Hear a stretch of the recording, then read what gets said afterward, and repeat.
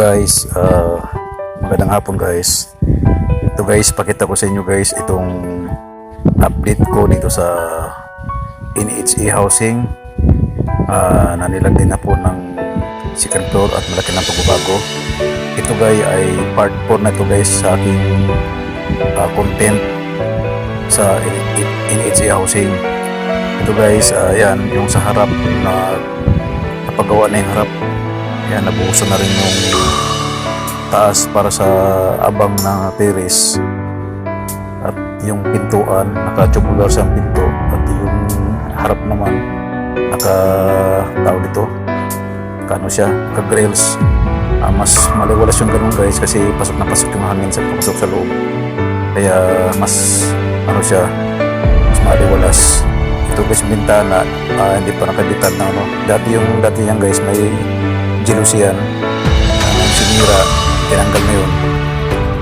Yan guys, so yan yung nakagrills yung harapan.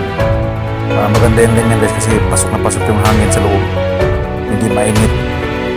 Pasok tayo sa loob guys. Meron na siyang guys, second floor na naka-tubular. Tapos yan, wala na siyang dati dyan may lababo dyan sa CR, wala na yung CR sa lababo, sa likuran na lahat. Tapos yan guys, ito muna tayo sa baba lahat bago tayo pagkat sa taas. Yan, ayan guys, napunta tayo ng guys, ng kusina. Yan, dati meron niyang space dyan na lote pa natira. Yan, nakasagad na siya.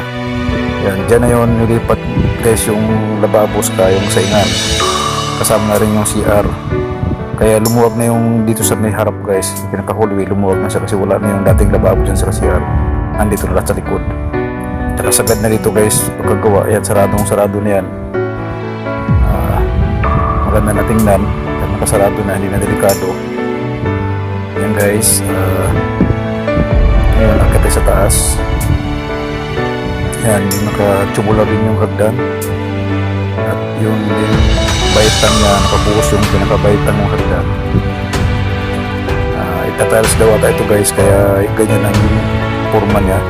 Nakabang siya ng maganda ito guys, pag natiles na ito, maganda na yan. Tapos yan, pag sa taas guys,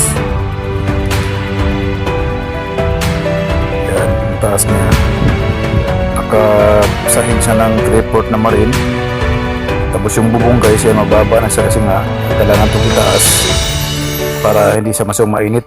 Dito guys, hindi matulugan pag araw kasi mainit. Yan, may akyat to guys, may taas to na siguro mga 6 na pato na hollow block, mataas na ito. Yan, pati yung bubong, maganda na yan. Tsaka pag nakabitan na rin yan, ay taas na lahat yan. Pwede na itong kabitan ng kisame. Tapos sabay na rin yung kwarto. Ito naman yung terrace guys na nakaabang na rin, may buhos na siya. Yung dating bubong niya, yan bababa na siya o ginawa na lang sa payan. Yan, pero maganda na to guys pag nataas na rin to, sabay mataas to. Maganda na to, talagang maganda ng terrace tingnan. Maliwalas na ito. Yan. Medyo malaki-laki pang halaga ang gagastos nito guys pagka ipinagawa na itong taas kasi kasama yung bubong, papalitan na rin yan. At yung mga iba pang mga material kasi dyan medyo luma na, medyo pinakalawang nga pa, ilang palitan din yan. Malaki-laki pang gagastos nitong bahay na to. Okay, so maluwag yung hagdan, tama lang sa kaluwag siguro. Nasa mga 90 siguro ang lapad nito. Yan, yung sahig na linoleum lang. Maganda na to pag natalos na itong sahig. Maganda natin ng to, pero talagang malakalaki pagagasos nito. Yan, yung mga gamit pa rin sila dito guys, hindi na akyat kasi gawa na hindi pa halos matulugan yung taas pagka-araw. Kaya itong mga yung kama, nasa baba yung kama kasi hindi nga matulugan itong pagka-araw. Mainit. Pero dito, malamig na sa dito kasi gawa ng masawag pa sa kisame yung nakapatong sa second floor. Kaya lang kapal ng report na marine. Ayan. lalabas tayo guys, tingnan natin yung labas kung anong itsura sa harap. Ayan po, ayan yung pinto niya, naka-tubular din, naka-pintura. Ayan guys, masabi ko guys sa lahat ng mga nakatira sa NHA, dahan-dahan lang po kung makaipon kayo, mapapagawa nyo rin po yung mga tirahan nyo, mapaayos na rin po na mas maganda tingnan at maging maliwalas. Sige po, magandang hapon po. Bye bye. Siya nga pala guys, itong update ko na po guys, ito yung part 4 guys na update ko dito sa NHA housing na ginagawa. Okay po, sige po, magandang hapon po sa lahat. Maraming salamat po. Bye bye.